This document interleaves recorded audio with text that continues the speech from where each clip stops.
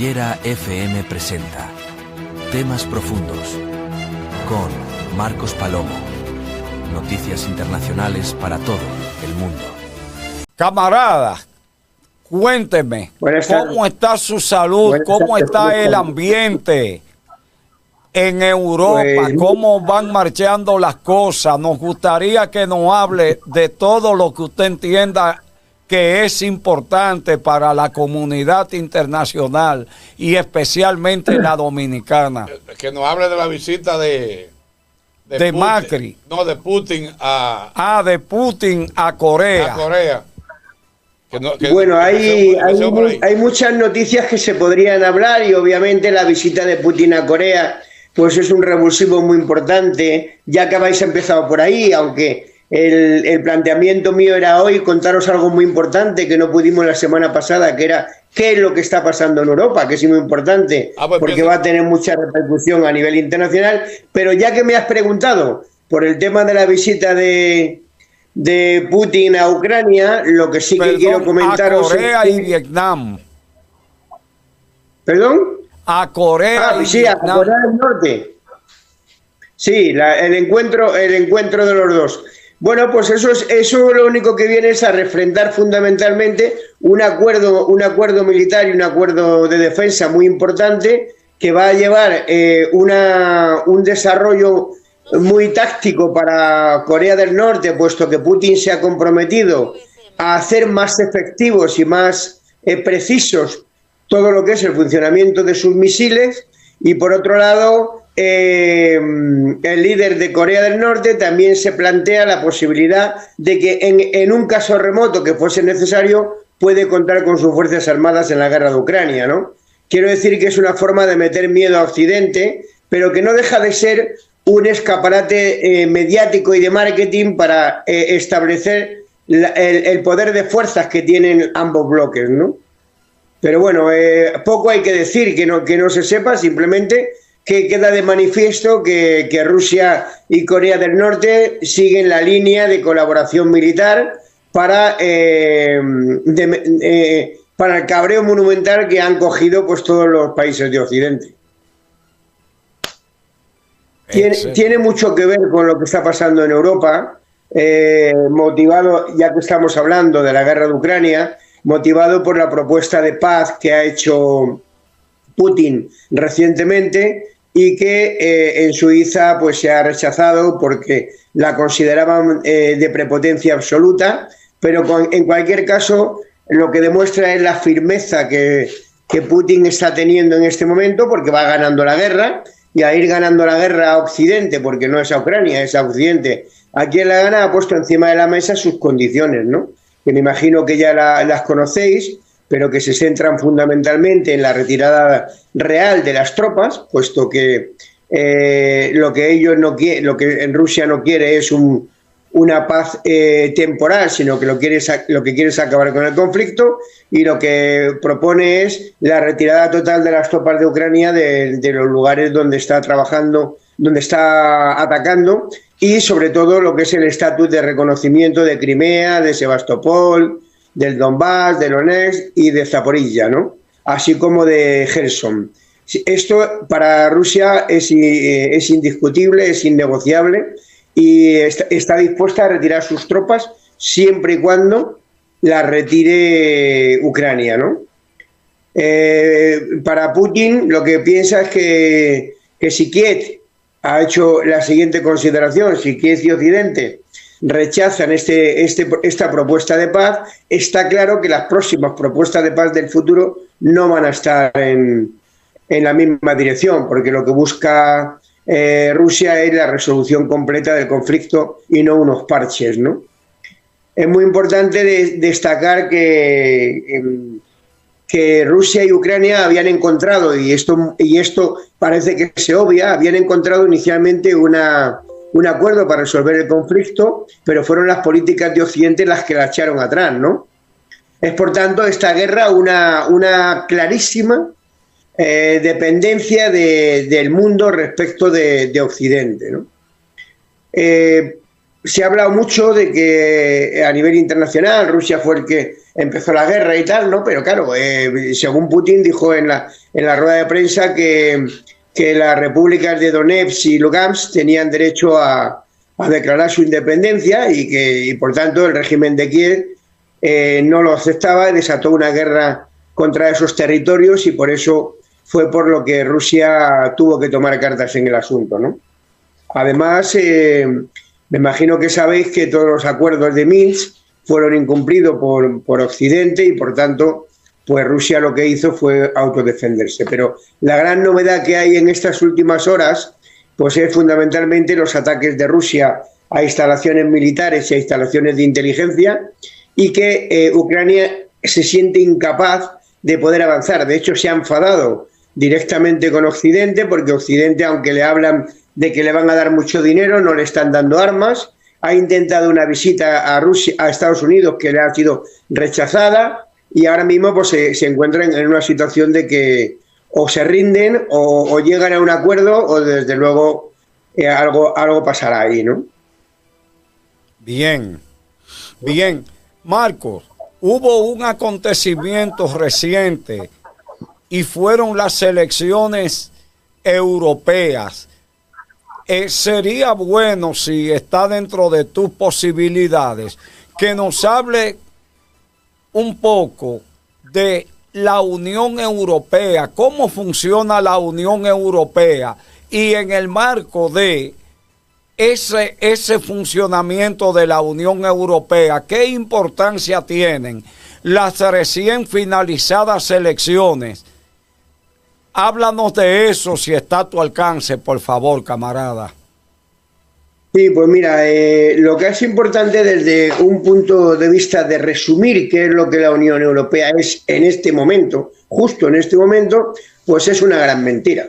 Y es importante que la gente, sobre todo en Hispanoamérica, entiendan qué es lo que es la Unión Europea, porque oyen hablar de ella, pero no saben realmente lo que significa. Entonces, si me permitís lo que voy a contar, voy a intentar hacerlo de una forma muy resumida, decir que políticamente la Unión Europea surgió de una necesidad natural del desarrollo del propio capitalismo en sí, que se internacionalizó precisamente para unir una serie de fronteras y evitar de esta manera pues el desarrollo de los negocios que se estaban polarizando en determinadas áreas del planeta. Entonces, la Unión Europea lo que hace fundamentalmente es crear o intentar crear una unión de una serie de países, es por tanto una de las primeras confederaciones de países a nivel internacional para de alguna manera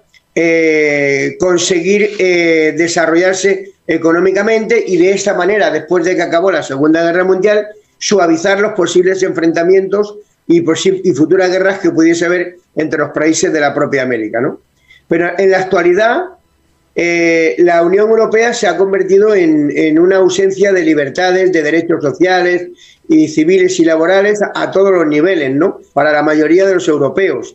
El capitalismo ha empezado, por ejemplo, en estas elecciones y anteriormente a facilitar gobiernos totalitarios y fascistas, y de hecho ya hay varios gobiernos en Europa que están actuando contra la población con una mano dura bastante importante, con lo cual las pérdidas de derechos son constantes en toda Europa y la prueba de ellas son las últimas luchas campesinas que ha habido en los últimos meses en toda Europa contra las políticas económicas de la propia Unión Europea, ¿no? Para que la gente se sitúe, históricamente la Unión Europea se crea el 18 de abril del 51 bajo un primer tratado que se llamó el Tratado de París, que era una denominación que tenía entonces la Unión Europea, que no existía, por tanto, la Unión Europea se llamaba la Comunidad Europea del Carbón y el Acero. Es decir, dos industrias que necesitaban desarrollar y que fueron las que dieron origen a lo que hoy es la Unión Europea, ¿no? Ese acuerdo de París lo firmaron en su momento las grandes potencias que había en Europa, como eran Francia, como era Alemania, Italia, Bélgica, los Países Bajos y Luxemburgo. Es decir, originariamente el embrión de la Unión Europea se crea solo con 6 países, que son estos que acabo de comentar, ¿no? Luego, a partir de ahí, se han ido ampliando la Unión Europea en muchos años En el 73 se pasan a 9 países porque se incorpora en Reino Unido, Irlanda y Dinamarca. En el 81 se incorpora Grecia. En el 85, por ejemplo, nos incorporamos nosotros, España y Portugal, con lo cual ya la Unión Europea se constituye con 12 países. Luego, en el 90 se incorpora la Alemania unificada después de con un tratado especial que se llama el Tratado de Maastricht, que es con la caída del muro de Berlín. En el 95 se incorpora luego Austria, Finlandia y Suecia. Y en el 2004 es cuando se produce la mayor incorporación, porque se incorpora Estonia, Letonia, Lituania, que sabéis que son las repúblicas soviéticas. Además lo hace Polonia, la República Checa, Hungría, Eslovaquia, creo que también se incorporó en ese momento, así como Eslovenia, Chipre y Malta. Es decir, en ese momento, en el 2004, la Unión Europea coge su mayor auge en cantidad de países y se constituyen 25 países. Y luego ya los últimos que se incorporan son en el 2007 Bulgaria y Rumanía y luego en el 2013 Croacia, ¿no? Pero ¿qué pasa en el 2020? Algo muy curioso que no había pasado hasta entonces. Y es que una de las grandes potencias, que es el Reino Unido, se sale de la Unión Europea. Con lo cual da a entender un aviso a Europa de que realmente no van las cosas bien, ¿no?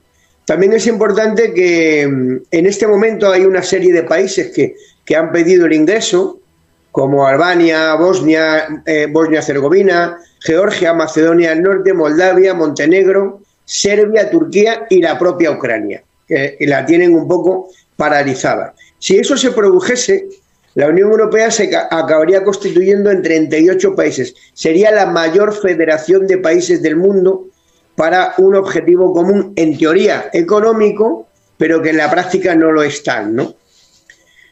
Bueno, también hay una serie de países de vuestra área. Por ejemplo, hay países de ultramar que tienen unos tratados especiales con la Unión Europea, porque son colonias o países dependientes de miembros de la Unión Europea, como por ejemplo todo lo que es la zona del Caribe, lo que es Bonaire, Saba, San Eustaquio, San Millán, todo lo que son las islas que pertenecen a Francia y a Holanda, ¿no? Como es Aruba y Curazao. También es importante saber que a pesar de que hay una cantidad de países que entran, también hay otros que salen, ¿no? Porque, por ejemplo, Groenlandia y Argelia, que eran colonias de ultramar que pertenecían a Europa, también se marcharon, ¿no? Sí. Esto quiere decir que Europa se constituye como una de las mayores potencias económicas a nivel internacional y que en teoría debería de funcionar para eso. Pero ¿qué es lo que sucede? Que la cruda realidad, lo que nos encontramos ahora mismo en Europa, es que sabiendo que la Unión Europea tiene sus orígenes en el final de la Segunda Guerra Mundial para, en teoría, impulsar una cooperación económica, a medida que esta Europa ha cogido una dependencia importante de Estados Unidos, pues ha dejado de ser útil a lo que es la parte económica digamos, de los países que la componen, y a ellos les surge ahora la necesidad de repartirse todas las ganancias que se produjeron en su momento, primero en la Segunda Guerra Mundial y después en los acuerdos bilaterales que tienen con muchos países.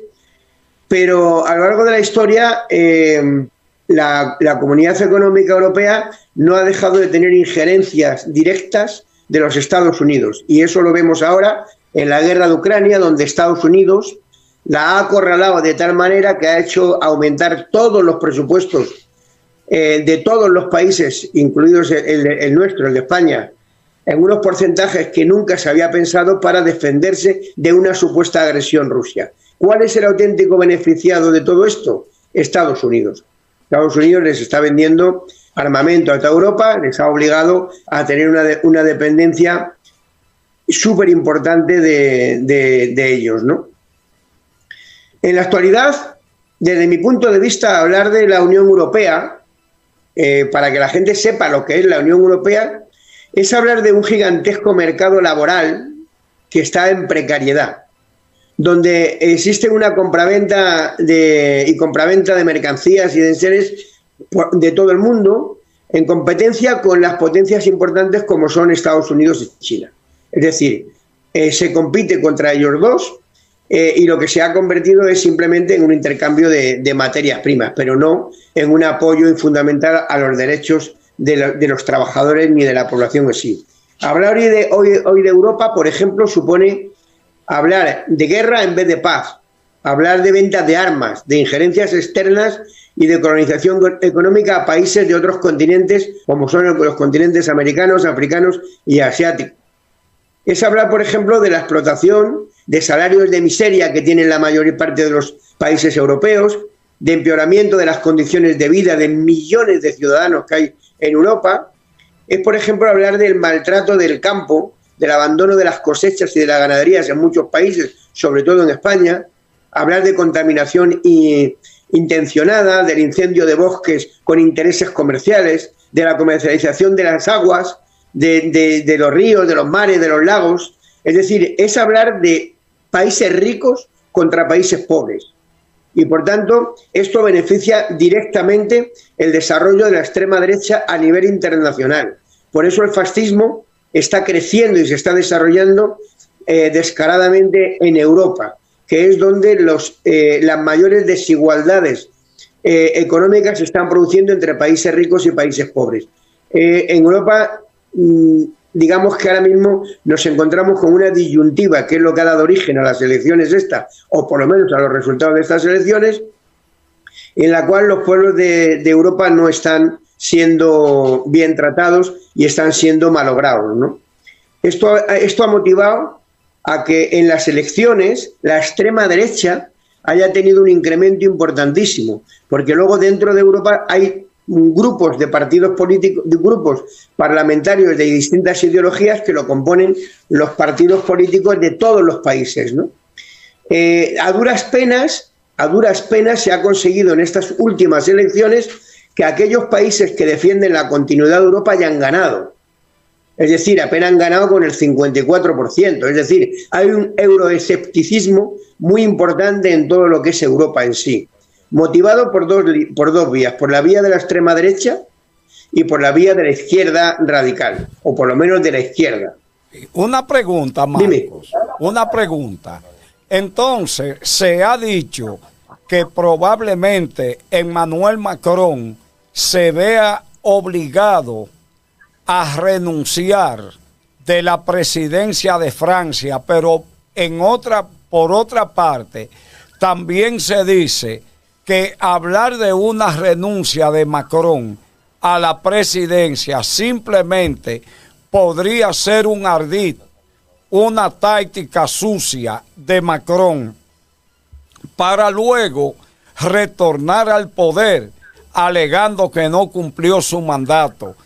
¿Qué tú puedes decirnos de eso? No creo que los tiros vayan por ahí. Eso es lo que se dice, pero la realidad es que la extrema derecha en Francia, por desgracia, ha ganado las elecciones europeas, pero con diferencia. Por desgracia, las va a ganar en las elecciones generales, porque la primera consecuencia que hubo en Francia de estas elecciones europeas fue que al quedar derrotado el partido o la coalición que lidera Macron, ha tenido que convocar urgentemente elecciones. Entonces, ¿qué es lo que sucede? Que estas elecciones la van a ganar la extrema derecha. Ha pasado algo muy curioso. Perdón, Marco, ¿te refieres a la coalición que encabeza Marine Le Pen? Exactamente. Marine Le Pen ha empezado una coalición de partidos de extrema derecha y conservadores, entre los que han metido a los republicanos, y todas las encuestas dicen que en teoría va liderando las encuestas con un 35%, pero le ha surgido un frente popular que curiosamente se venía reclamando en muchos países, también aquí en España, desde hace muchísimos años, y como han visto que la extrema derecha va a ganar, por primera vez en la historia de Francia ha habido una unión de todos los partidos socialdemócratas y de izquierda del país, la inmensa mayoría, y han montado lo que ellos han llamado el nuevo Frente Popular, que curiosamente, y nos ha hecho muchas gracias aquí en España, recoge dentro de los colores del emblema del Frente Popular la bandera republicana española. Curiosamente, nos ha llamado mucho la atención, porque fue el primer Frente Popular de Europa. Sí. Entonces, esto significa que en estas elecciones, en apenas las 2 o 3 semanas que llevan haciendo campaña el Frente Popular, ya se sitúa muy cerca del frente de Le Pen. Es decir, Le Pen ahora mismo tiene aproximadamente un 35% o 34% de los votos, de los presumibles votos, y en cambio el Frente Popular se sitúa ya en el 24%. ¿Vale? ¿Y qué es lo que le ha pasado a Le Pen? Que está hundido. No sobrepasa ahora mismo las encuestas ni del 12%, con lo cual el partido de Le Pen va a perder, va en tercera posición, y en Francia, si se produce un aguante o un resistir de los partidos de izquierdas que se han unido en este Frente Popular, pues se podrá solucionar el problema, pero ni uno ni otro van a tener mayoría en el Parlamento, con lo cual en Francia por primera vez van a tener que empezar a producirse una serie de pactos que no están acostumbrados, ¿no? Entonces Le Pen no creo yo que esté haciendo una jugada, Macron no creo que esté haciendo una jugada, sino que se encuentra en un momento de tal debilidad que ahora en la última semana ni siquiera se ha ido prácticamente en la prensa. Sí, eso veo, que está en bajo perfil. Bueno, interesante sí, todo lo que nos acaba de decir Marcos. Interesantísimo. Yo pensaba que... Pensaba que Marine Le Pen estaba más sola en Francia, pero veo que no. No, aparte de Marine Le Pen, la extrema derecha en Europa ha pegado grandes subidas. Aquí en España, por ejemplo, también, ¿no? Y en Polonia, en Hungría, en muchos sitios, la extrema derecha se ha posicionado. De hecho, el grupo parlamentario que tenían, que me parece que eran 34 diputados, ha subido hasta 84. Uf. El grupo de la extrema derecha.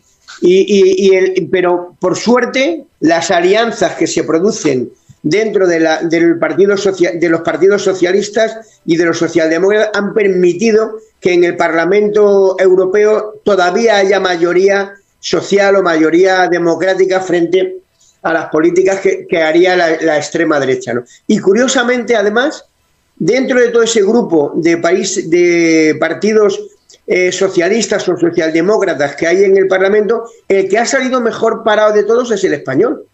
Es decir, es el que mayor diputados aporta al Parlamento Europeo. Y por eso ahora mismo Pedro Sánchez tiene fuerza y es el que está negociando los acuerdos de pactos entre todos los partidos europeos de la socialdemocracia. Bien, Marco. Por último, ya quisiera que nos dé una pincelada sobre la Conferencia Internacional de Lucerna para buscar la paz en Ucrania. Nos gustaría que tú nos hables de las repercusiones de la impronta que dejó esta conferencia pro paz en Ucrania. Bueno, mira, lo primero que hay que decir, por resumir eso, es que por primera vez los países, aunque ha habido un acuerdo de no aceptar la propuesta de paz de Putin, por primera vez ha habido desacuerdo entre algunos de los miembros que componen la delegación internacional en favor de Ucrania, ¿no? Okay. Es una conferencia que se hizo sin Rusia, y claro, hablar de paz y intentar hablar de paz en una conferencia donde no está uno de los dos sujetos activos es prácticamente imposible, ¿vale? Pues claro. Han creado un documento, claro, es absurdo. Han creado un documento de condena nuevamente, como se esperaba, a Putin, de condena a Rusia, y ha habido pues un acuerdo de que se le iban a dotar de cerca de 45.000 millones a Ucrania. Pero lo que sí que es cierto que ha habido diferencia entre los países. Y hay países que están llamando ya dentro de esa propia conferencia a Ucrania a que obligatoriamente pacte un acuerdo. Inclusive han hablado de rendición con Rusia, ¿no? Pero, por otro lado, se ha hecho valer y se quiere hacer valer Estados Unidos, y Estados Unidos, debido a que su política es armamentista, pues sigue alentando ese enfrentamiento. Pero desde mi punto de vista, la conferencia de Ucrania, que no tiene no ni más ni menos que una puesta en escena, un paripé, una continuación de lo que viene siendo todas las reuniones, tanto de la ONU como las demás, no han aportado nada nuevo. O sea, para mí, lo único que le dicen a Ucrania es que resista, que aguante un poco y que le van a dar un poquito más de ayuda. Pero en la práctica no está produciéndose eso. Prueba de ello es que esta misma semana Zelensky se ha enfadado con la Unión Europea, se ha enfadado con esta conferencia y le ha dicho que le están dejando solo, que no están llegando armas y que así es imposible poder continuar en el frente de batalla, ¿no? Hubo un documento que se presentó en el cual de alguna manera se suavizaba la postura de Rusia, que fue censurado por algunos de los países que estaban allí, ¿no? Eso demuestra que ya empieza a haber una división, un cansancio y un hartazgo de muchos de los países que hoy por hoy están apoyando a Ucrania, ¿no? Y de hecho ha solicitado una reunión Zelensky con Biden para poder reunirse con él y tratar temas directamente del frente, y le ha sido rechazada, ¿no? Le han dado un poco largas, por llamarlo de alguna manera, ¿no? Yo realmente la reunión que ha habido allí en Lucerna, para mí no me da mucha importancia. Hay que decir que sí, que vale, que se han reunido 80 países, que han dicho que Ucrania es muy buena, que Rusia es muy mala, que hacen un documento en el que había que ir a la paz, pero también es cierto que hay gente que no está viendo con malos ojos la propuesta de paz de Rusia. De hecho, China se ha manifestado también diciendo que la única vía posible es la negociación, el llegar a un acuerdo entre Rusia y Ucrania sin interferencias, que eso es muy importante que lo digan, sin interferencias, puesto que todos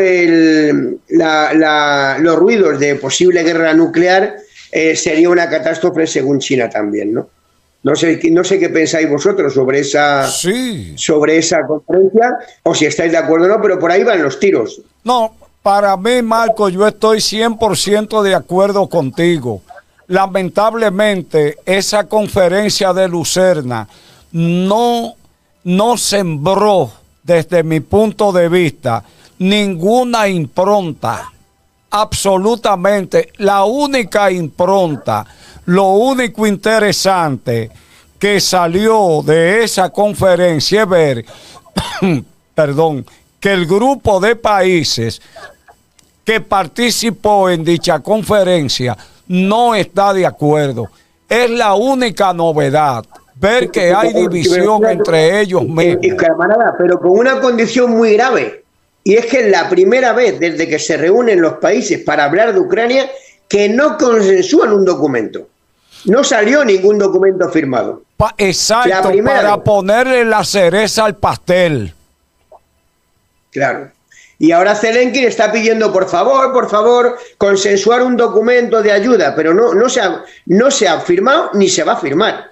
Una vez que hayan salido de la reunión, no se va a firmar. Y eso tiene a Zelensky muy asustado. Y creo que hay gobiernos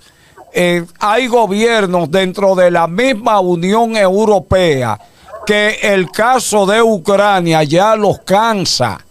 Ya se convierte en un lastre para ellos si quieren soltar ese tema. Hasta nosotros ya nos está cansando esto. Incluso a nosotros los dominicanos, al pueblo dominicano, ya el tema Ucrania lo cansa. Es que demasiado. Bueno, y en todos los lados también. De hecho, allá hay muchos días que ni se habla de Ucrania aquí. Pero fíjate qué curioso y qué rastreros son los americanos, los países que estuvieron en la cumbre, que como no se ha consensuado un documento, lo que están proponiendo ahora es que se haga un escrito con propuestas de paz y de acabar este conflicto, y que terceras partes, no ningún miembro de los que estuvo, terceras partes, es decir, países que no han estado en la cumbre, se lo hagan llegar a Putin. O sea, no tiene lógica.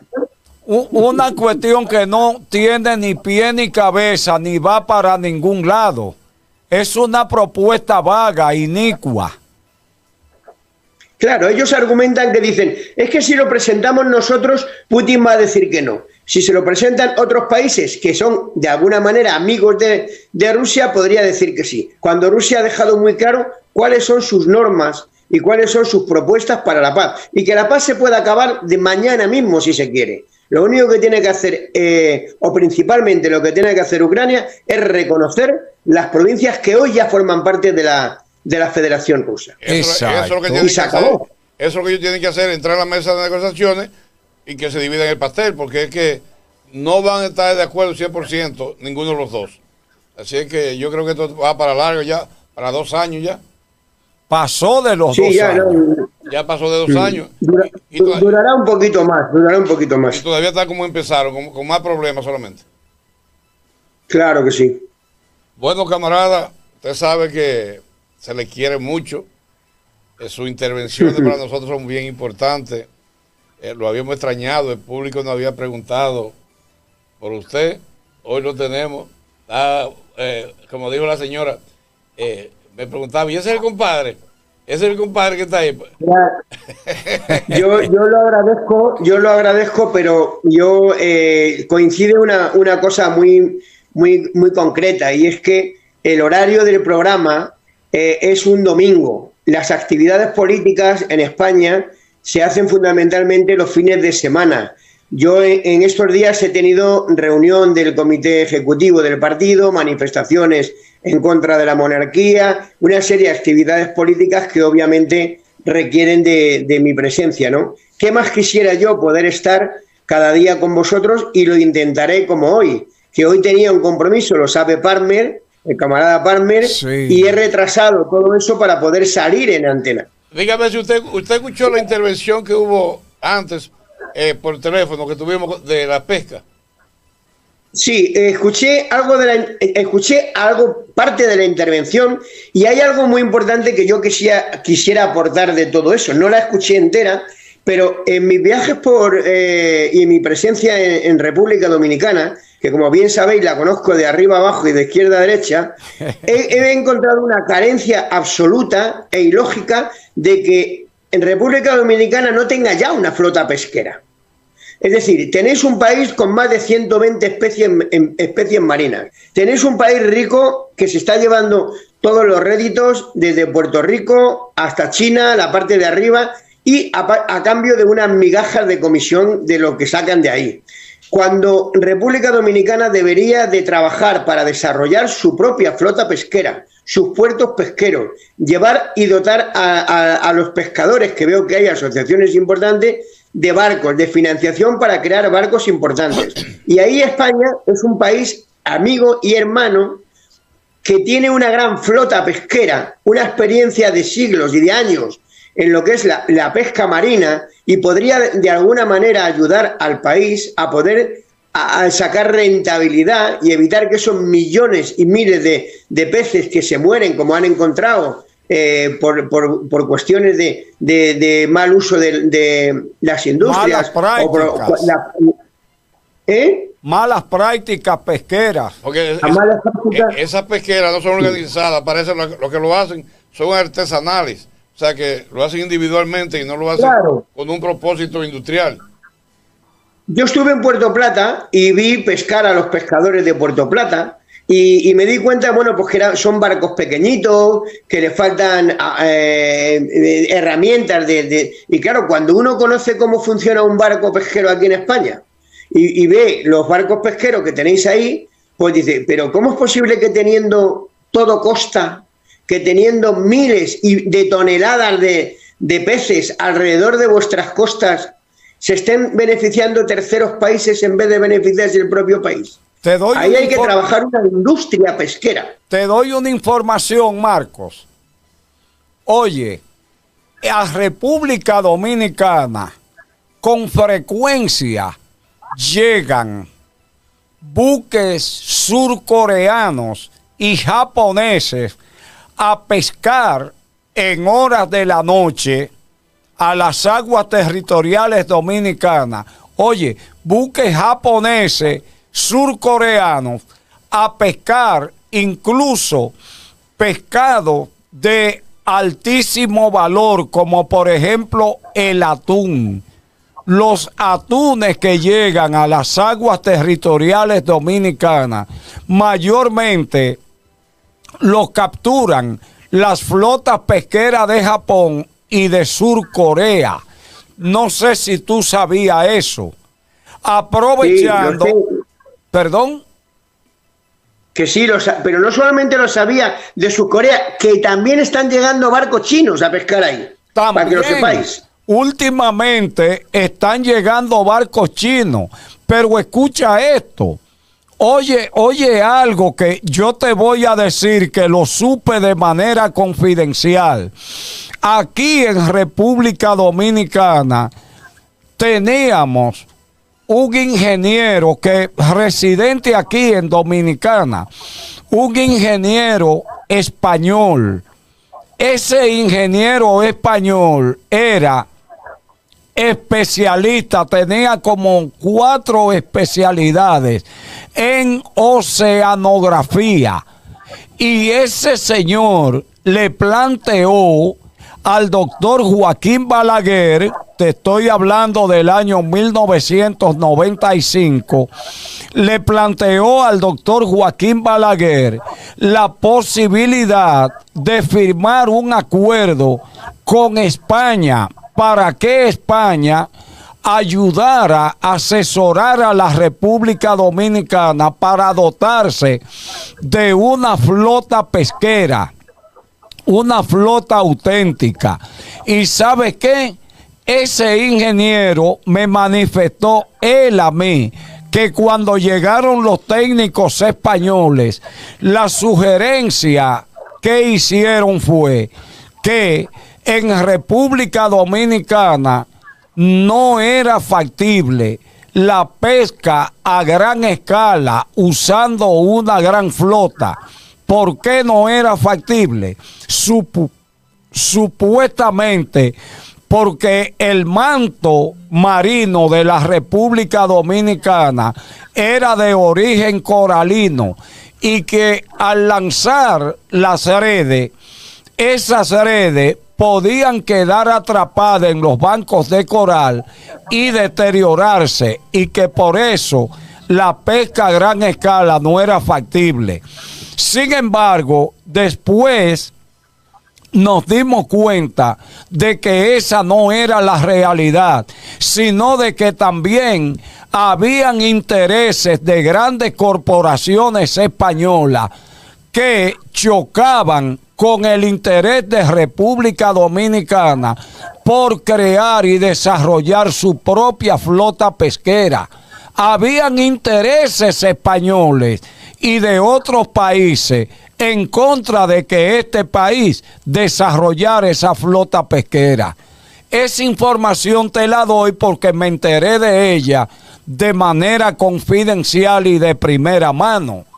Usted se dio cuenta, discúlpame Marco, usted se dio cuenta de algo que él decía, que el gobierno lo había suplido, le había facilitado ciertas embarcaciones de más calibre. Sí, pero botes pequeños de 22 pies. Sí, pero que ellos dicen que ahora ellos pueden alejarse de las aguas costeras y ir a hacer otro tipo de pesca, que antes ellos no lo hacían.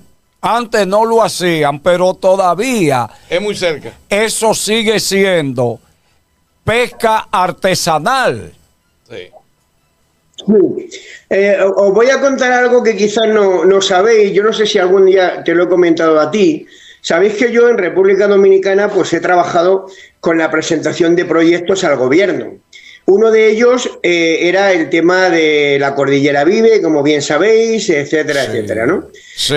Y bien, cuando yo me reuní con la ministra sin cartera, no recuerdo el nombre ahora, cómo se llama, la primera ministra, hay una viceministra que no tiene cartera de ahí, República Dominicana, uno de los temas que traté con ella también fue el tema de la pesca.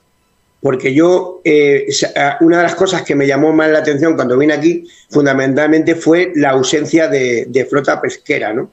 Y ella me dijo que era necesario que hubiese algún planteamiento por parte de alguien. Ella no hizo la más mínima referencia a lo que tú me acabas de decir, Pero independientemente de eso, yo creo, sinceramente, que proyectos para poder desarrollar la flota pesquera se pueden hacer muy rápidamente. De hecho, yo me presté y me propuse, por mi vinculación que tengo en España con el mar, pues la posibilidad de presentar un proyecto para desarrollar determinados puertos en determinados lugares de la costa dominicana para poder desarrollar una flota pesquera profesional. Como tú bien decías, lo que hay ahora, por muchos barcos que pueden dar de 22 pies, no deja de ser flota artesanal. Y hay una serie de condiciones de pesca, que no solamente es la pesca de arrastre con redes, está la pesca de altura, la pesca digamos, de media altura y la de arrastre, ¿no? Entonces, si realmente se hace un análisis completo de toda la fauna marina que tenéis aquí, seguramente se pueda pescar a pocas millas, a medias millas y a muchas millas de lo que es la costa de República Dominicana y rentabilizar el pescado, porque en República Dominicana se pesca. Lo que pasa es que no pesca República Dominicana. Y en República Dominicana mucho pescado va a Estados Unidos, vía Puerto Rico, ¿vale? Y va a otros países. Y eso hay que solucionarlo. Eso hay que solucionarlo en algún momento determinado. Al gobierno le falta valentía para eso. Aquí hay unos barcos privados, de compañías privadas, que sí pescan, porque hay muchos que han caído presos en territorios internacionales.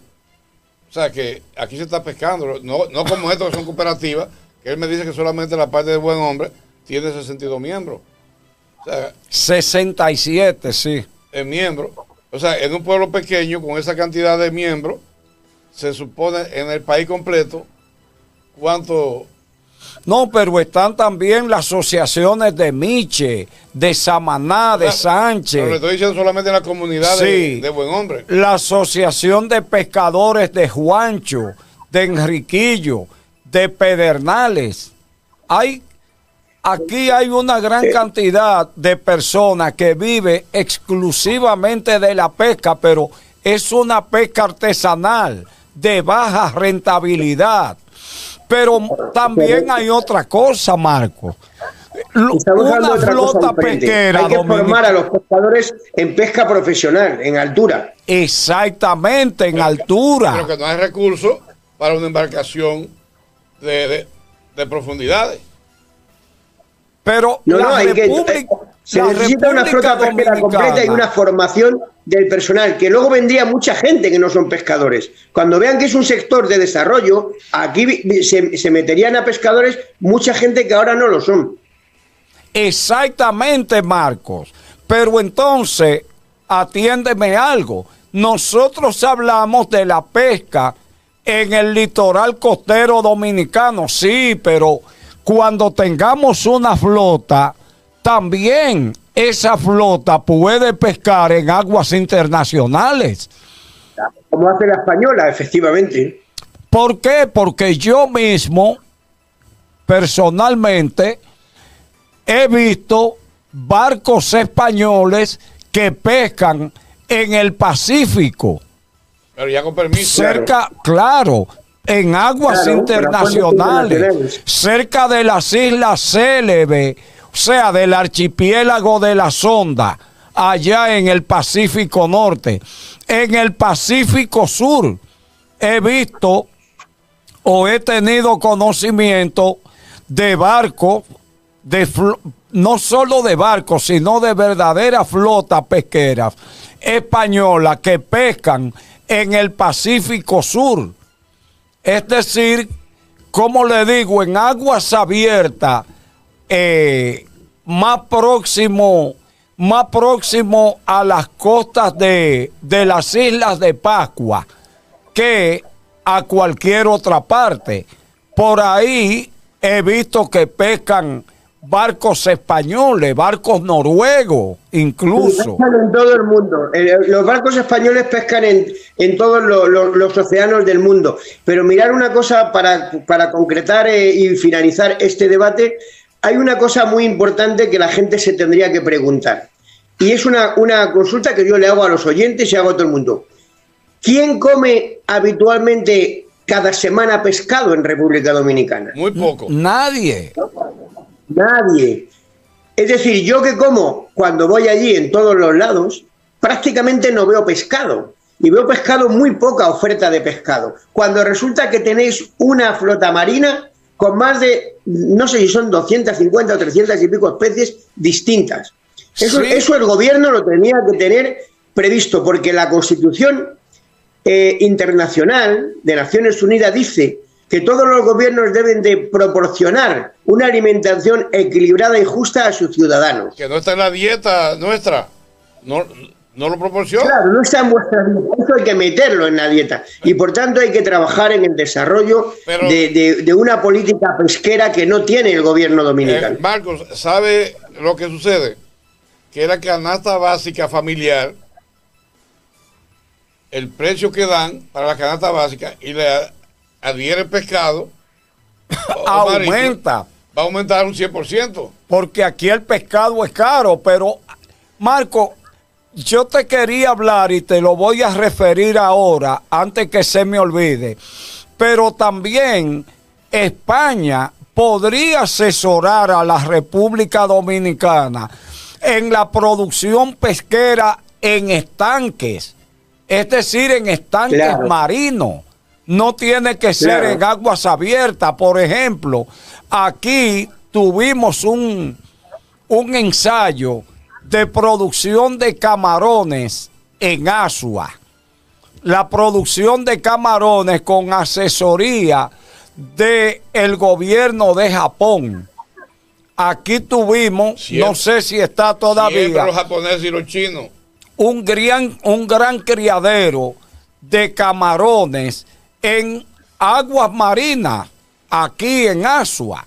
Así nosotros podríamos desarrollar grandes proyectos pesqueros en plena mar con la asesoría del gobierno español. Es decir, por supuesto que sí, como una forma de abaratar el precio del pescado y hacer que el pescado esté más presente en la dieta del dominicano.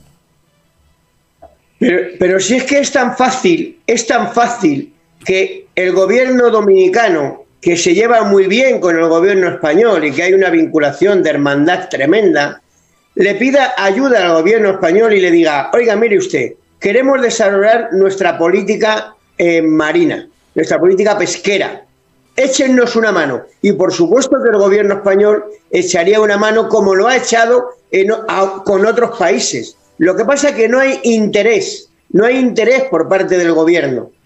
El gobierno tiene interés turístico.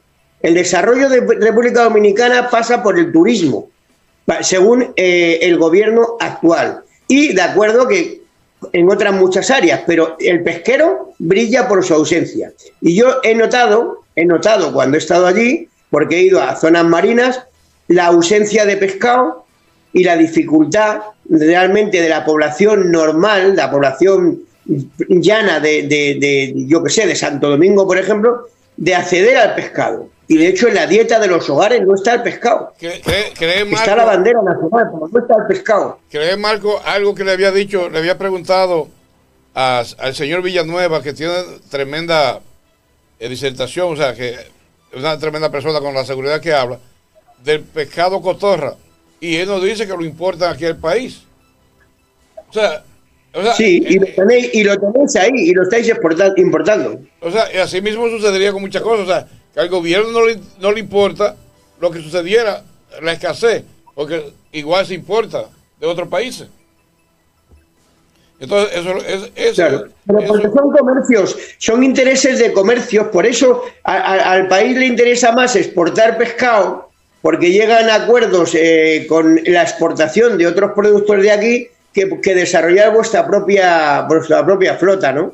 Pero bueno, yo creo que eso, Palmer, con el tiempo habrá que desarrollar un proyecto de desarrollo político que realmente tome este proyecto pesquero de la mano, ¿no? Y bueno, cuando yo esté por allí también intentaré apoyar en esa línea, ¿no? Pero me ha gustado mucho hoy el debate que habéis tenido con este señor, al que felicito porque ha estado muy locuaz y me ha gustado cómo ha hablado. y me ha recordado mis viajes a Puerto Plata y a otros lugares de la costa donde realmente he visto que hay flota pesquera, pero muy artesanal, muy débil y muy pequeña, ¿no? Y me daba mucha pena porque pues, sois un país totalmente marino. Por eso digo, Marco, tú sabes, un pescador no tiene que echarle un alfiler de alimento a un pescado. Se crían solos. Tú no tienes que gastar un centavo en costo para irlo a pescar. Solamente disponer de ti y de tu embarcación. ¿Y por qué es tan caro el pescado que sale más caro, doble, que una libra de carne de cerdo, de res, o el doble, más? Donde eso es gratis, que tú solamente en un día tú vas y lo coges, sin ningún compromiso. Entonces, ¿por qué se vende tan caro? Rafael, el pescado es caro ahí porque está escaso. Si se pesca poco, cuesta mucho, es la oferta y la demanda. Ahora, si estuviese la flota pesquera cogiendo toneladas de pescado todos los días, tú no te preocupes que el pescado pasaría como en España, que estaría a mucha más disposición de toda la población, porque bajarían los costes mucho. Ciertamente, Marco, pero también agregando algo a lo que hemos dicho, también se necesita que en nuestro país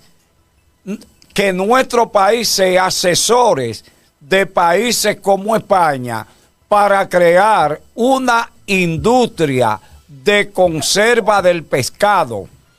Por ejemplo, el lago Enriquillo es un lugar idóneo para producir pescado y ese pescado industrializarlo, por ejemplo, enlatarlo y guardarlo en conserva para que ese pescado, su vida útil se prolongue y pueda ser consumido más allá de las provincias donde se produce.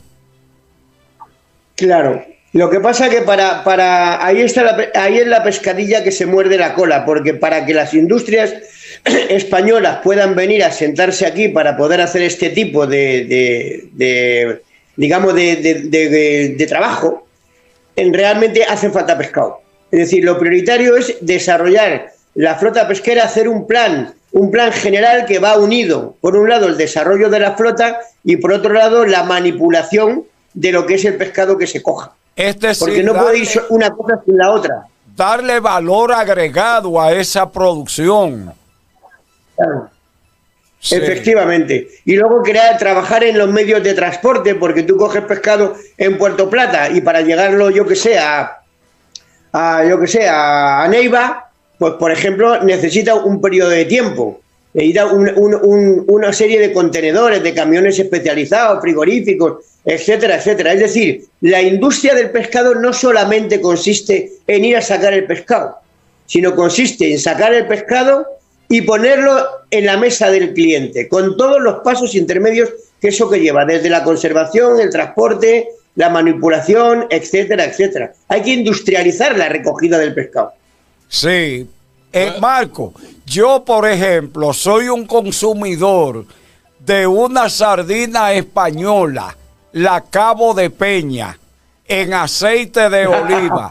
A mí me fascina, me encanta esa sardina. ¿Sabe por qué? Porque está perfectamente elaborada. Y oye, ¿de dónde viene? Viene del Mediterráneo, de España. Pero yo la consumo aquí. ¿Y qué te parece si nos ponemos a producir pescado en el lago Enriquillo, en la laguna de Cabral, y también los enlatamos para que su periodo de duración, de vida útil, se prolongue y lo podamos consumir donde quiera? Claro, ahí está. Bueno, pues habrá que trabajar en esa línea. Obviamente yo desde España, ya sabéis que lo que se necesite, aquí estaré para poder desarrollar esta industria. Pero bueno, me tendréis por ahí dentro poco otra vez por República Dominicana. Trabajaremos y prepararemos un plan propio. Dedo fecha. Bueno, te esperamos con mucho gusto, Marco. Tú sabes que tú eres un hijo distinguido de esta patria. Bueno, pues ya usted sabe, camarada, feliz resto del día, que esperamos que tenga la oportunidad en la semana que viene, el próximo domingo, de estar con nosotros. Así que muy bien, cuidaros mucho y saludos a todos los oyentes, a todos los televidentes. Un abrazo muy grande y viva República Dominicana. Feliz resto del día. Gracias, camarada, y que viva España también. Y viva la amistad entre los dos pueblos. Bendiciones. Ahí está, ahí está. Un abrazo, gracias.